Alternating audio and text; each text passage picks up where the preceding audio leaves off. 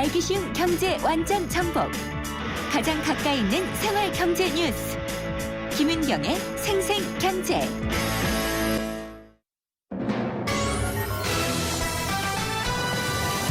경제 뉴스의 진실과 오류.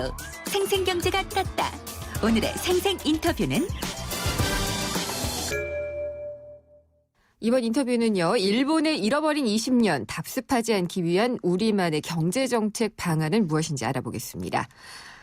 인구 구조와 관련한 모든 지표, 그리고 그 밖에 다른 지표들도 20년 정도 시차를 두고 한국 경제는 일본을 거의 그대로 닮아가고 있다. 이게 오늘 오전에 열린 한 세미나에서 나온 말입니다.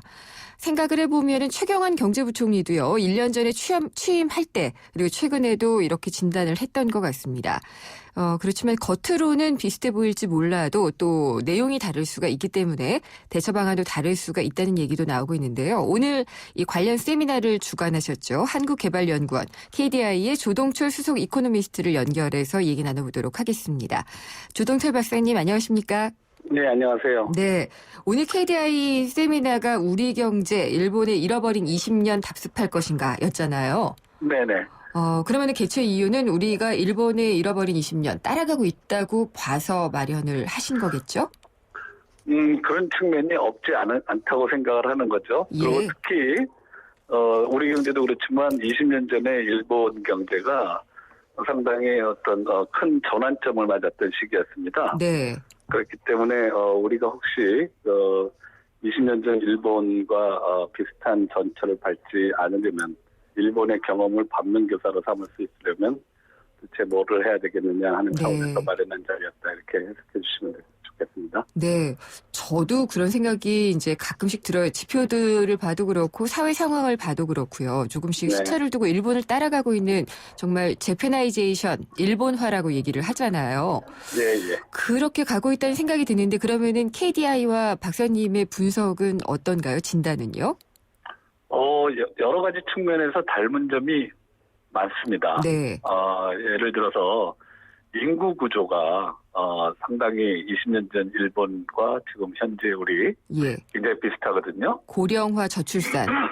네네. 그러니까 이 인구 구조라는 게 예. 하루 이틀 사이에 변할 수 있는 것이 아니기 그렇죠. 때문에 일본이 20년 전부터 지금까지 이렇게 밟아왔던 인구 구조 변화를 우리가 앞으로 향후 20년 동안 비슷하게 밟아갈 가능성이 높은 것이죠. 네. 그리고 성장률이 낮게 유지가 됐었잖아요. 지금도 보면 그것도 비슷하게 볼 수가 있나요? 이게 다 엮여 있는 문제입니다. 일단 예. 인구 구조 고령화되면서 성장률이 어느 정도 낮아지는 게 또 불가피한 측면도 있고요. 네. 그렇기 때문에 인구 구조 고령화가 비슷하게 진행된다면 우리 경제도 성장률이 어느 정도 비슷하게는 좀 낮아질 수밖에 없을 것이다 하는 예상을 해볼 수도 있죠. 예. 그리고 또 비슷해 보이는 것은 어떤 게 있을까요? 그 이외에도 예. 우리가 일본 경제를 따라잡는 과정에서 성장을 또 많이 해왔거든요. 네. 여러 가지 측면에서 일본 경제를 벤치마크 삼아서 배워왔고요, 사실상. 그리고 또 그런 결과 우리의 지금 산업 구조 혹은 내지는 주력 수출 산업 이런 것들을 보시면은 20년 전 일본하고 굉장히 많이 닮아 있습니다. 예. 그래서 이런 부분들을 보면은 또 최근에 우리 인플레이션이 낮아지는 것도 예. 약간은 20년 전 일본의 그런 측면하고 비슷한 측면이 전혀 없다고 할 수가 없고요. 그렇죠. 네. 예. 그러면 인구 구조, 그러니까 저출산 고령화라든지 저성장 저물가 이런 것들이 일본의 장기 침체와 거의 닮아 있는 그 결과물들이잖아요. 그러면은 그렇습니다. 일본은 지금 사실 극복을 했다라고 말하기는 어렵기는 한데요. 여기에 네. 대해서 어떻게 대처를 해왔나요? 일본에서도 예. 여러 가지 이 구조 개혁 방안에 대한 논의가 있었던 것은 사실인 것 같아요. 네. 네, 근데 그것을 이제 실천하는 과정에서 굉장히 어려움을 겪었던 것 같고요. 사실 우리가 말이 쉽어서 구조개혁이지, 예. 구조개혁, 구조조정 이런 게 말은 쉽지만 실천을 하기 굉장히 어려운 거거든요. 있거든요. 저는 이제 말만 들어도 어렵게 느껴져요. 예. 그러시군요. 예. 구조개혁은 사실 굉장히 어려운 거거든요. 예, 이게 이해관계가 다 얽혀 있기 때문에 네. 예, 굉장히 어렵습니다. 그래서 일본도 그 어려움을 상당히 극복하지 못하고선 이렇게 질질 끌려온 측면이 많았고, 네. 이제 일본 경제를 많이 보시는 분들의 평가에 의하면 고이즈미 내각 때 이제 상당한 개혁을 그래도 할 수 있었다. 12여 년 동안 네. 고생을 한 이후에. 예. 그리고 또 그 이후에 또 지지부진하다가 최근에 아베노믹스에 대한 평가는 엇갈립니다만 그래도 아베 정권이 들어온 뒤에 좀 어느 정도 하고 있는 건 아니냐. 네. 이런 정도의 생각들을 많이들 하시고 계시는 것 같아요. 그렇군요. 근데 그래서, 예. 네. 그 아베노믹스라는 것의 제가 보기에 핵심은 네. 거기는 뭐 이미 적자 재정이기는 한데 더 돈을 찍어서 그냥 재정을 계속 풀고 있잖아요. 네. 예, 그런 것들로 막아내는 정도로밖에 안 보이는데 우리나라도 좀 비슷한 게 균형 재정보다 재정을 일단 풀어서 경기를 살리자 이런 모드로 가고 있지 않나 싶어요. 글쎄요, 뭐 비슷하다면 비슷한 점도 있지만 예. 그 정도에 있어서는 상당히 차이가 있고요. 예.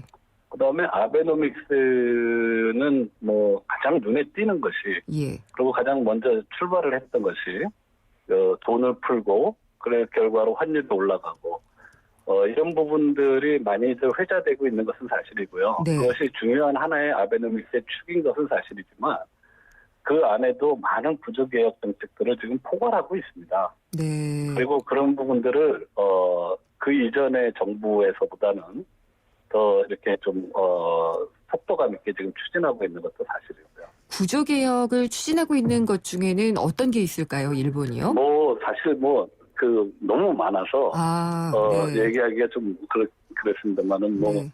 온갖 것을 다 망라하고 있다고 보셔도 되겠습니다. 이민 정책부터 해서요, 외국어 정책, 네. 그다음에 출산 정책, 의료 관련 규제 완화, 네네. 다 열거하기가 좀 어렵네요. 그러면은 우리나라의 구조개혁 의지는 어떤가요? 저희가 오늘 세미나를 하게 된 큰 동기 중에 하나는요. 2000년대 들어오고 특히 이제 최근에 한 5년에서 10년 정도 들어오면서 경제 전체의 생산성이 고령화 때문에 성장세가 낮아지는 것은 어떤 의미에서 저 상당히 불가피한 측면이 있다고 보지만 거기에 더해서 생산성 증가율이 점점 낮아지고 있다는 여러 가지 징후들이 나타나고 있거든요. 네. 그래서 이런 부분들에 대해서 우리가 좀 더 같이 고민도 해야 되고 보다 좀 심각하게 받아들이고 이 구조개혁의 필요성에 대해서 좀 더 같이 공감해보자 하는 차원에서 얘기를 했다고 생각해 주시면 되겠습니다. 그렇군요. 그러면은 그렇게 생산성이 낮아지고 있는 것을 극복하기 위한 방안 오늘 어떤 것들이 얘기가 됐나요? 지금 정부가 얘기하고 있는 것들이 다 그거와 관련된 얘기들이죠. 예. 예를 들어서 우리가 지금 수출 구조가 20년 전 일본하고 비슷하다 그랬는데 예. 아마 상상을 해보시면은 20년 전에 전 세계 그 전자 제품의 주인공은 소니였습니다. 그렇죠. 네, 그런데 지금은 삼성전자인 셈이죠, 어떻게 보고. 예. 네, 그러니까 이 삼성전자의 시대가 앞으로 또 20년을 갈 수 있을 것이라고 보장은 못합니다. 그다음에 우리 지금 잘 아시겠습니다만은 어려움을 겪고 있는 조선업, 건설업 네. 이런 부분들도 20년 전에 일본에서는 좋았던 산업이었죠. 그렇죠. 그러니까 제가 지금 드리고자 하는 말씀은 이 산업 간의 이 세상이 변하면서 산업 이 구조조정이 원활히 이루어져야만 됩니다. 예. 그런데 그것을 막고 있는 여러 가지 요인들이 있어 보여요. 그래서 지금 그런데 과거에 머물러 있다 보니까 앞으로 나가지 못하고 생산성이 자꾸만 정체되는 그러한 모습으로 지금 파악되고 있습니다. 그러면은 산업 구조 자체를 바꾸거나 산업 내에서의 구조 개혁 이런 것들의 중요성을 좀 강조를 하신 것 같네요. 그렇죠. 예, 그거를 정부가 뭐 하나하나를 할 수 있는 시대는 아니고요. 그렇죠. 지금요. 예.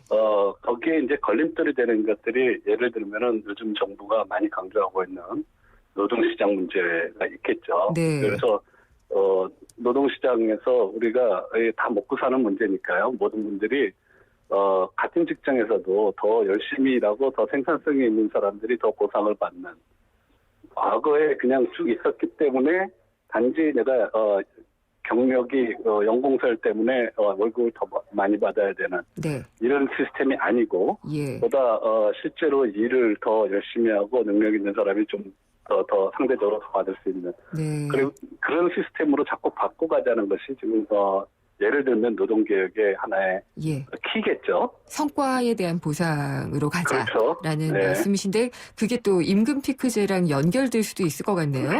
당연히 연결이 되는데요. 예. 임금 피크제 하나가 그거를 다 대변하고 있다고 생각은 예. 하시면 안 되겠죠. 예, 임금 물론입니다. 피크제는 그거의 예. 여러 가지 측면 중에 하나다. 그렇죠. 이렇게 생각을 하셔야 될 것 같고요. 네. 그다음에 또 뭐 부실기업 문제도 있고요. 이 부실기업 문제도 정리가 안 되고 자꾸만 질질 끌려가는 예.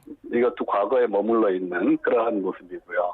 근데 부실 기업을 또 한꺼번에 정리를 해버리면 그 네. 부실 채권들이 다 금융 쪽으로 넘어가면 금융 시스템에 또 문제가 생길 수도 있잖아요. 그건 항상 그렇죠. 그런데 예. 이 부실을 예. 항상 그런 우려 때문에 계속 쌓아놓고 있으면 그것이 진짜 문제가 되는 것이죠. 예. 무슨 말씀이냐면은 금융 시스템은 언제나 네. 조금씩의 부실은 생기는 것이 정상입니다. 네. 문제는 그게 생겼을 때 적절히 소화하고 넘어갈 수 있는 시스템이 돼 있느냐 안 돼 있느냐지 네. 그것이 안 생기게 할 수는 없는 거예요. 그렇겠네요. 예. 네, 가장 큰 문제는 그거를 해결을 안 하고 쌓아놓으면은 그것이 더 큰 문제를 야기할 수 있다 하는 차원에서 말씀을 드립니다. 알겠습니다. 네. 오늘 이야기 잘 들었습니다. 감사합니다. 네, 감사합니다. 한국개발연구원 KDI의 조동철 수석 이코노미스트였습니다. 2588 상담원 하느라 아직 시집을 못 갔어요. 훌쩍훌쩍. 우리 고객님들 중에 총각도 많으시던데 저 이국주 어떠세요? 뿌이뿌이. 좌우로 정렬 2588 국주 좋네 국주 좋아 2588 대리운전아 국주를 부탁해. 네, 생생경제 3부 여기까지고요. 잠시 후 4부 이어집니다. 은퇴 솔루션 시간 준비가 돼 있는데요. 기대 수명은 100세 시대에 얼마나 되는 걸까요? 그리고 부부 간의 기대 수명도 좀 맞춰봐야 될 텐데 은퇴 설계와 기대 수명 이야기를 해보겠습니다.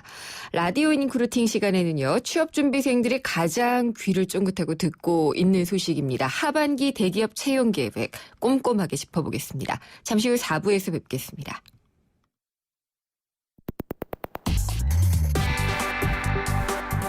어려운 경제학은 가라. 귀에 쏙쏙 들어오는 김인경의 생생경제.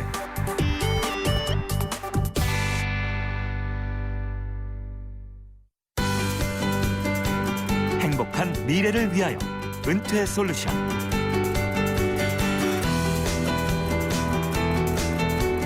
백세 시대 은퇴 이후의 제2의 인생을 위한 준비 과정을 도와드립니다. 미래엑스 은퇴연구소의 김경록 소장님 나오셨습니다. 안녕하십니까? 네, 안녕하세요. 네. 예. 제가 예고해드리는 게 맞죠. 기대 수명인데 부부의 기대 수명을 같이 계산해봐야 된다는.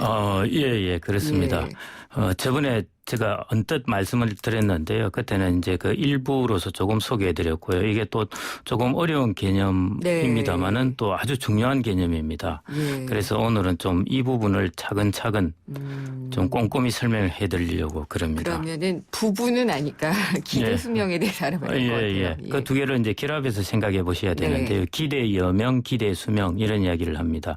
기대 여명이라 하면 남아있는 네. 수명의 기간을 말하고 기대 수명이라는 것은 현재 나이에서 기대 여명을 합치면 이제 기대 수명이 나오게 되겠죠. 네.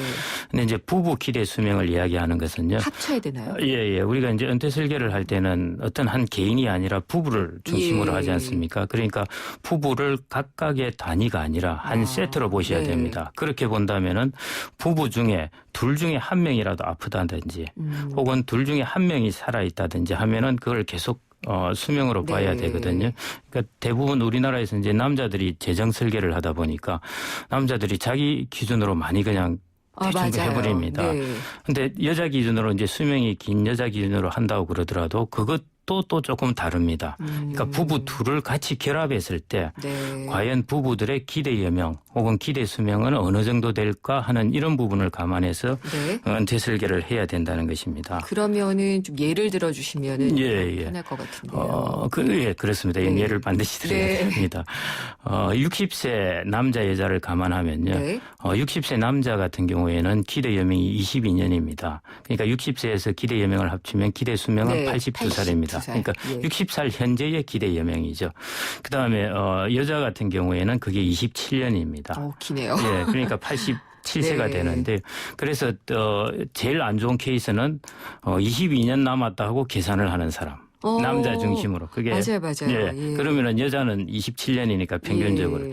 그다음에 이제 일반적으로 여성을 기준으로 해서 27년이라고 할 수도 있습니다. 그런데 그게 확률적으로 계산을 해 보면은 부부를 같이 결합해서 기대 여명을 계산해 보면은 그렇게 나오지를 않습니다. 그러면은 이 단순하게 합하는 거예요. 22와 27을 더하면 49인데요. 그건 그렇게 아니죠. 예, 그건 절대 아닙니다. 네. 순차적으로 살아가는 게 아니기 때문에 너무 같이 단순하게. 살다가 그렇게 되는. 근데 네. 둘을 이렇게 합쳐서 예. 우리가 이제 전문적으로는 결합 확률을 구한다 네. 이렇게 하는 건데요. 둘을 합쳐서 계산을 해보면은 기대 여명이 30년이 됩니다. 27살이 아니에요. 27살에 27년이 아니라 30년이 되는 건데요. 네. 그러니까 60살 동갑 부부 같은 경우에는 부부 기준으로 생각을 한다면은 은퇴 설계를 평균적으로 한 30년 남았다 이렇게 생각을 해야 된다는 것입니다. 두 사람이 30년 남은 걸로 계산을 그 중에 하는 거죠? 한 명이지. 한 명이? 예. 두 사람이 같이 이렇게 30년 동안 사는 것이 아니라 예. 남자가 먼저 세상을 떠나고 여자가 더 오래 살 수도 있고요. 네. 여자가 먼저 세상을 떠나고 남자가 더 오래 살 수도 있는데 이렇게 저렇게 지금 현재 우리나라 사람들의 수명을 가지고 계산을 해보니까 대략 마지막 남은 배우자가 세상을 다 떠날 때까지는 30년 정도로 봐야 된다는 것이고요. 네. 그것도 평균입니다. 네. 거기서 더 많을 수도 있고. 예를 들어 어떤 사람은 수명 오래 사는 거에 상위에 속할 수도 예. 있지 않습니까? 상위 10%에 속하는 경우에는 이게 38년에 해당됩니다. 그러니까 은퇴 설계를 할 때는 가급적 보수적으로 해야 되지 않습니까? 그렇죠. 내가 평균적으로 살다가 죽을 거라고 생각할 수는 없는 거고요. 혹시 네. 오래 살 수도 있으니까요. 예. 그렇게 본다면은 60세 동갑 부부 같은 경우에는 거의 38년을 기대 여명을 계산을 해야 된다는 것입니다. 98살까지네요. 예, 그래서 이게 100세 시대라는 이야기가 그러네요. 이런 경우에 이제 해당될 수가 있습니다. 건강 관리만 잘하면은 뭐 문제 없겠죠. 네, 건강 관리를 한다는 가정으로 이렇게 87세, 82세를 하더라도 네. 그 정도로 하더라도 서로 부부 세트로 기준으로 할 때는 그래도 38년 더 길게 잡아야 한다는 것입니다. 와, 그럼 상당히 이렇게 더 길죠. 살려면은 돈을 계속 많이 벌어야 될 것 같아요. 그래서 그런 부분 때문입니다. 이제 60세 동갑 부부인데도 불구하고 설계를 상위 10% 정도 수명으로 생각한다면 네. 한 38년을 잡아야 그러니까요. 되니까요. 예. 생활을 어느 정도 할 것을 38년 동안 살 것을 그렇습니다. 해놔야지 되니까. 예. 그런데 예. 근데 부부가 같이 사는 기간이 있을 거고 혼자 예. 사는 기간이 또 있을 예. 텐데요. 그 통계도 예. 좀 나와 있나요? 예. 이것 관련해서 통계가 나와 있는 것이 아니라 저희들이 이제 네. 계산을 합니다. 예. 기존에 나와 있던 통계를 가지고 계산을 하는데요. 네. 또 60세 동갑 부부가 두 사람 모두 같이 살아서 있을 기간, 같이 살아서 동거할 기간은 한 19년 정도입니다. 79세까지. 예. 그러니까 굉장히 냉정하게 들리기도 하네요. 왜냐하면 둘 중에 한 명이 이제 네. 사망을 하게 되니까요. 그렇겠죠. 여기 이제 또 안타까운 것은 이제 두 사람 모두 건강한 기간은 두 사람 모두 건강한 기간은 10년 정도에 불과합니다. 그래요? 예, 둘 중에 한 명이 이제 아플 수도 있고 이런 거니까 부부를 세트로 생각할 때는 둘 중에 한 명이 이상이 생겨도 문제가 되기 때문에 그렇죠. 예, 그래서 이제 그 생각보다 그런 기간은 또 짧아지고 예. 준비해야 되는 기간은 길어지고 그렇습니다. 남편이 혼자 살 시간하고 아내가 혼자 살 시간 이런 것도 나오죠. 예, 남편은 한 3년 정도 이제 오래 사는 사람들이 있을 수 있으니까 여자보다 네.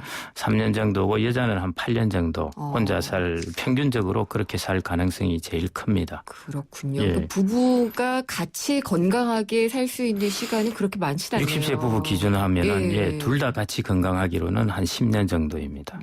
요즘에는 근데 부부가 나이 차가 예. 천차만별 개별이잖아요. 예. 여자가 훨씬 연상인 경우도 있고 예. 막 그렇거든요. 예. 이런 경우는 어떻게 계산을 그 비중은 이제 여자가 연상인 비중은 아직 크지는 않습니다만 생겨나고 네. 있고요. 남자가 이제 여자의 나이와 남자 나이가 많고 여자 나이가 어린 경우는 재혼 부부일 경우에 그런 네. 경우가 많습니다. 재혼 부부의 절반이 아내가 3살 이상 연하. 나이가 예. 적고 그다음에 30% 정도는 거의 6살 이상의 연하입니다. 재혼 부부가 약 나이 차가 초혼 부부에 비해서는 한 2배 정도. 이런 차이가 변수도 납니다. 생각을 해야겠네요, 진짜. 예. 요즘 또 재혼이 많이 네. 늘어나니까 생각보다 아내 나이가 나이 차가 많은 경우가 좀 있습니다. 그래서 그래요? 이런 경우에는 대충 더욱더 격차가 커지거든요. 그러면은 평균으로 아내가 어느 정도 연하로 치나요? 보통 한 2-3살 연하일 땐 큰 차이가 없는데요. 예. 한 5살 이상 연하일 때부터는 조금씩 차이가 납니다. 예. 그래서 5살 연하, 결국 남편이 60세, 아내가 55세일 경우에요. 기대 여명은 33년, 큰 차이가 없죠. 네. 부부 기대 여명은 33년입니다. 그런데 좀 오래 산다고 생각하는 상위 10%, 예. 내 수명이 상위 10%에 들어가 있다. 이렇게 생각될 때는 기대 여명이 43년입니다. 상당히 아까 38년이었으니까요. 5년이 더 길어졌죠. 아까 동갑 부부에 비해서는. 동갑 부부. 예. 그래서 제가 오늘 수치적으로 뭐가 좀 그렇기 때문에 제가 꼼꼼히 천천히 말씀드리겠습니다. 그러네. 저도 지금 왔다리 갔다리 하고 그러니까 있는데. 남편이 60세, 아내가 60세 이런 것 같으면은 상위 10% 수명이라면 38년 정도를 계획해야 되는데 네. 아내가 5살 어려서 55세 같은 경우에는 그거보다 5년을 더 준비해야 된다는 것입니다. 그렇죠. 예. 그러니까 상당히 긴 시간입니다. 그래서 부부를 세트로 생각해서 부부 기대 수명을 기준으로 할 경우에는 우리가 그냥 단순히 여자의 긴 수명을 기준으로 한 것보다 수명이 좀 더 길게 이렇게 해야 되고 그것이 이제 정상입니다. 은퇴 설계를 할 때. 그리고 하여튼 여자가 대부분 더 오래 살기 때문에 예. 그 혼자 사는 기간에 대한 준비를 잊지 않아야 될 것 같아요. 특히 연하일 경우에는 그런 부분이 이제 커집니다. 방금 이런 5살 연하 차이인 경우에는 여자가 혼자 살 기간이 평균적으로 11년입니다. 오, 긴데요. 예. 네. 그럼 은퇴 설계를 할 때 이런 부부 기대 수명을 가지고 어떤 식으로 설계해요? 예. 제가 처음에 언뜻 말씀드렸는데요. 네. 보통 남자 기준으로 하는 거는 절대 하지 말아야 된다. 그다음 여자 기준으로 이제 하는데 여자 기준으로 하는 것보다도 2에서 5년 정도는 더 여유 있게. 기간을 여유 있게 해야 된다는 것입니다. 그것도 평균적으로 생각한 것이고요. 자기가 나는 훨씬 더 오래 살 것 같다. 우리 두 부부는 네. 이렇게 생각된다면은 2에서 5년보다 더 길어지는 거죠. 근데 1년 생활비를 어느 정도 3천만 원 잡더라도 5년 잡으면 1억 5천이 되는 겁니다. 그래서 이제 이런 부분에 좀 주의를 하셔야 된다는 것이고요. 네. 그다음에 이제 두 번째는 부부의 노후를 볼 때, 은퇴 설계를 볼 때 그냥 이렇게 단순하게 보시지 말고 이렇게 세분화해서 보시라는 겁니다. 부부가 둘 다 건강한 기간, 네. 둘 다 살아있는 기간, 한 명이 아픈 기간, 그다음에 한 명이 살아서 혼자 살 기간 네. 이런 식으로 이제 좀 세분해서 보고 그 세분해서 각각 이제 은퇴 설계를 하는 것이 좀 바람직하지 않을까 생각이 됩니다. 예. 그리고 좀 나이 차이가 많을 경우에도 이제 아내가 많이 연하일 경우에. 예, 그거는 그런 철저하게 경우. 이제 예. 저 아내 중심으로 여자 중심으로 이렇게 은퇴 설계를 해야 되고요. 네. 마지막으로 이제 그 수명이 평균적으로 우리는 기대 여명할 때는 다 평균 개념입니다. 네. 그런데 은퇴 설계를 할 때는 평균 개념으로 하면은 사실은 안 되죠. 그보다 일찍 사망할 수도 있지만은 그렇죠. 오래 살 경우에는 예. 은퇴 파산을 하게 되니까요. 그래서 수명 한 상위 10% 정도를 기준으로 이렇게 본다면은 생각보다 훨씬 길어집니다. 네. 준비 기간이. 그래서 여기에 해당되는 것이 이제 민간 의료보험 예. 같은 거 있지 않습니까? 실손보험이라든지 보장 기간이 좀- 이런 게 있고 예. 그다음에 종신보험 예. 이런 것이 있는데 특히 이제 의료보험 이런 것 같은 경우에는 보장 기간을 충분히 길게 요즘은 이제 길게 놓은데 이전에 해놓으신 거는 대부분 80세인 경우가 그렇죠. 많습니다. 예. 이런 것들이 혹시 있으면은 기간을 연장해서 충분히 길게 해놓으신 게 바람직하고요. 네. 그다음에 최소 생활비에 해당되는 부분은 반드시 종신연금으로 이렇게 준비를 해놓으시는 게 이런 경우에 충분히 마음 편하게 대비를 할 수가 있습니다. 그렇군요. 예. 예, 전 종신보험 종신연금 보험을 해약했는데. 그거요. 네. 뭐 나중에 있는 돈을 또 종신연금을 즉시연금 형태로 그렇군요. 뜨시면 되니까요. 예. 그거는 뭐 큰 문제는 없으실 것 역시 같고요. 이것도 몇 겹으로 만들어 놔야지 되는 거군요. 예, 네. 몇 겹이라기보다는 네. 최소 필요한 최소한. 부분을 해야 되는 거고요. 그래서 오늘 말씀드린 거에 이 부부 기대 수명이라는 것은 저희들이 새로 만들어낸 용어입니다. 이전에 은퇴 파산처럼요. 왜냐하면 각 개인을 기준으로 해서 혹은 여자 나이를 기준으로 해서 그러는데 그러는 게 아니라 부부를 한 세트로 보고 은퇴 설계를 해야 되고 그렇게 되면은 기간을 좀 더 길게 봐야 되고 알겠습니다. 또 세분화해서 봐야 된다는 것입니다. 네, 예. 점점 더 어려워지네요. 오늘 쉽게 한다고 그래서 한 번 더 설명을 차분히 설명이 했습니다. 어려운 게 아니라 은퇴를 준비한다는 것 자체가 참 큰 일이다라는 생각이 드네요. 예, 준비하는 방법도 있어 아까처럼 그런 식으로 이제 상품으로 네. 해지를 해놓은 방법을 알겠습니다. 쓰셔야 할 것 같습니다. 말씀 잘 들었습니다. 감사합니다. 예, 감사합니다. 미래에셋 은퇴연구소의 김경록 소장이었습니다. 생생경제를 다양하게 만나는 방법. YTN 라디오 앱 예스와 YTN 라디오 웹사이트, 팟캐스트를 통해서 실시간 청취와 다시 듣기가 가능합니다. 언제 어디서나 손쉽게 만날 수 있는 생생경제. 참 좋다.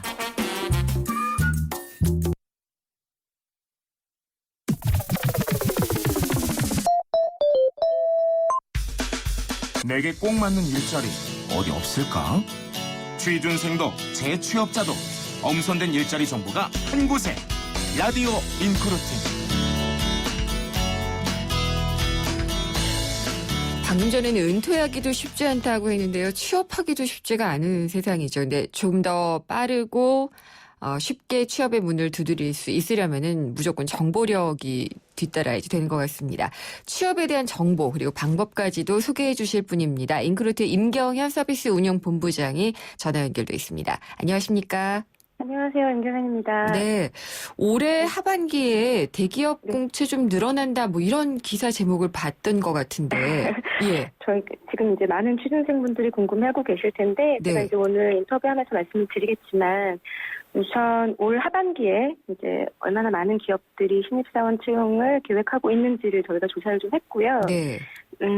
지난달에 상장기업 1,700여 곳 인사 담당자랑 이제 1대1로 전화를 해서 872곳의 기업 인사 담당자분들이 답변을 해주셨어요. 네. 우선 먼저 이제 숫자만 좀 말씀을 드리면 대기업은 52.3%, 중견기업은 33.6%, 중소기업은 33.8%가 채용 계획이 있다라고 일단은 밝히셨습니다. 그러면 작년 대비 네. 어떤 건가요?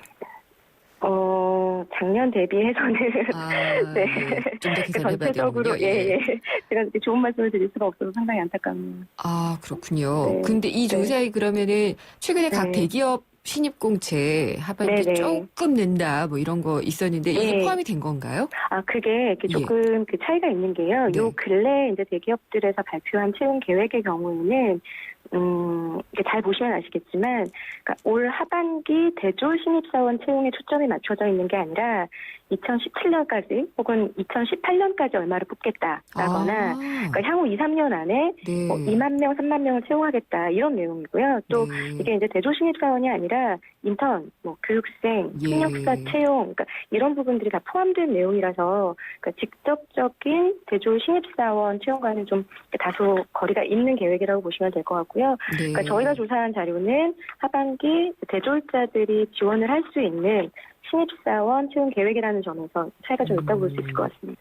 그렇군요. 그럼 이번 조사에서 좀 보시면은 특징적인 부분이 나타나는 게 있나요?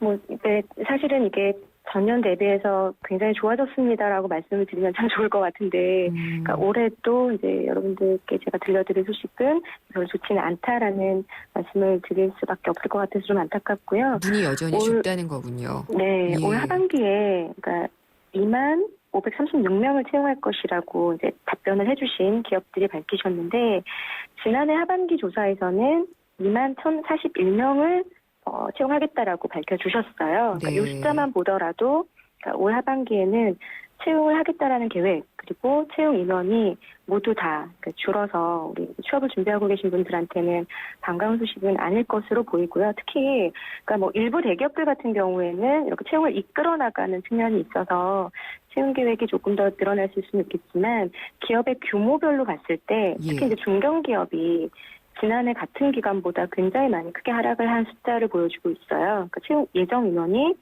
그러니까 작년에 이제 1,630명에서 네. 올해 1,200명으로 사실 저희가 이제 조사한 이후로는 역대 최저치의 하락률을 보이고 있습니다. 굉장히 안타까운 그래요? 소식이죠. 예, 그러면은 이렇게 채용 인원이 특히 중견기업 중심으로 네. 많이 줄어든 건 경기 네. 영향을 많이 받은 건가요?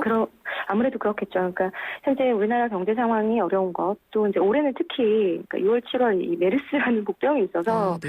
우리 이 경제를 굉장히 위축시키는 결과를 초래했어요. 그래서 특히 이제 중견기업들이 신규 인력 채용에 어떤 투자를 할 수 있을 만한 여력이 부족한 것이 사실인 것 같고요. 네.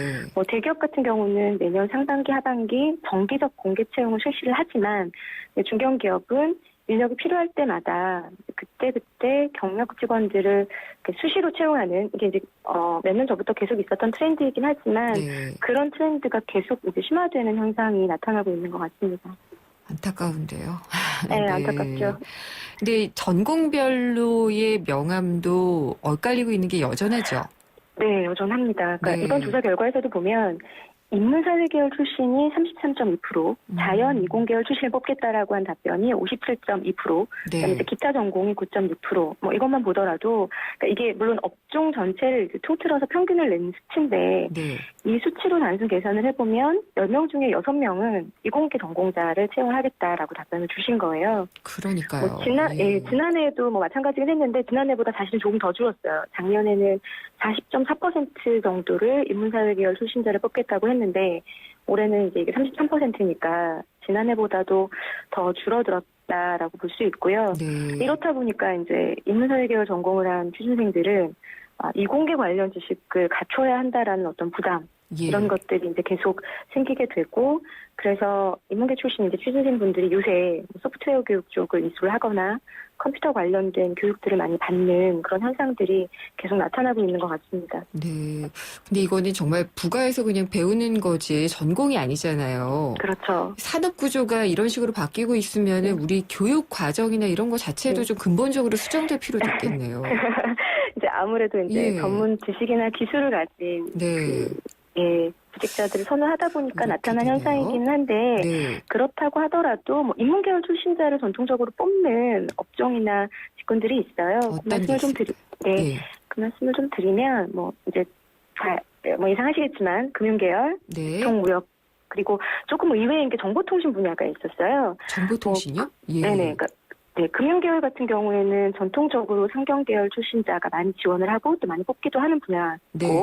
또 유통무역 분야도 사실은 전공 무관으로 뽑는 기업들이 많아서 인문계열 출신자를 이제 많이 뽑는다라는 게 어색하진 않은데 정보통신 계열 같은 경우에는 아마도 이제 저희 생각에는 인문계열 학생들이 요새 IT 관련된 교육도 많이 받고 그리고 이제 지식들도 많이 쌓아가고 있는 추세잖아요. 예. 뭐 어차피 그런 지식과 그런 역량을 갖추고 있다면 그런 지식과 기술 플러스 인문학적 소양을 갖춘 예. 인문계열 그 출신자들이 선호도가 높아질 수도 있겠다. 아마 이렇게 이제 생각을 하신 것 같아요. 그래서 네.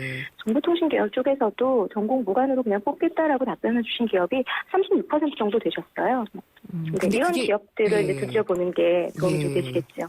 그렇더라도 인문학적인 소양을 갖춘 이공계생일 수도 있겠네요. 그렇죠. 그렇죠.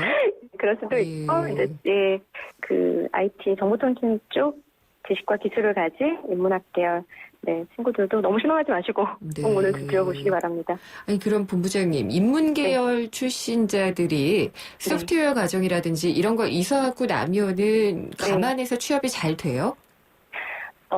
물론 이제 전공에 제한을 두는 기업 같은 경우에는 조금 어려울 수 있겠지만 네. 제가 말씀드렸던 전공에 제한을 두지 않겠다라고 네. 답변하신 36%의 기업에는 충분히 경쟁을 해볼 만한 경쟁력을 갖춘 후보자로 기업에서 봐주시는 것 같아요. 아 그래요. 네. 그나마 신입을 뽑거나 그런다면 가능할 것도 같네요. 그렇죠. 예, 네네. 근데 경력 위주로 또 많이 뽑고들 있어가지고. 그렇죠. 예, 그것도 안타깝죠. 하나의 네. 트렌드인 것 같아요. 네. 그러면은 취준생들이 알아야 할 올 하반기 채용의 핵심 키워드는 뭐라고 할 수 있을까요? 이제 이게 사실은 뭐 올해 하반기만의 특징이라기보다는 조금씩 이렇게 드러나고 있었던 특징이긴 한데 네. 직무 역량 예. 핵심이라고 볼 수 있을 것 같아요. 그러니까 작년 하반기부터 공공기관에서 요새 이제 NCS라는 말들이 이제 조금씩 네. 나오기 시작하는데 국가 직무능력 표준이거든요. 이 그 NCS 기반의 채용을 시작을 했고 올 하반기부터 이게 공기업이나 공공기관 중심으로 본격적으로 NCS 기반의 채용을 진행을 할 예정으로 보여요. 네. 근데 이제 이 NCS는 단순히 토익이나 학점 이런 스펙을 보는 게 아니라 정말 이 직무의 업무를 수행할 수 있는 역량이 얼마나 되는지를 네. 알아보는 그런 채용의 전형이라고 보시면 될 것 같고요. 이게 공기업이나 공공기관부터 시작을 하고는 있지만 아마 이제 앞으로 계속 민간 기업으로 점차 확대가 될 것으로 예상이 됩니다. 네. 그 주요 대기업들은 NCS라는 말을 쓰지 않았을 뿐이지 사실은 직무 역량 중심의 채용을 하고 몇 년 전부터 계속 예. 해오고 있으셨죠. 포스코, 삼성, 네. 롯데 이런 기업들에서는 직무 역량 중심으로 면접이나 맞습니다. 에세이, 예. 시험 이런 것들을 보면서 지원자들을 평가를 하고 계셨는데 네. 이런 직무 중심의 채용, 직무 역량 중심의 채용이 더욱 강화될 것으로 알겠습니다. 보입니다. 예, 잘 들었습니다. 감사합니다. 네, 고맙습니다. 인크루트의 임경현 서비스 운영 본부장이었습니다. 김은경의 생생경제 4부 포스코와 함께했습니다. 오늘 선물 받으실 분은 6256님이고요. 내일 금요기획입니다. 남북 경협에 나아갈 길에 대해서 알아보도록 하겠습니다. 다음 시간에 찾아뵙겠습니다. 김은경이었습니다.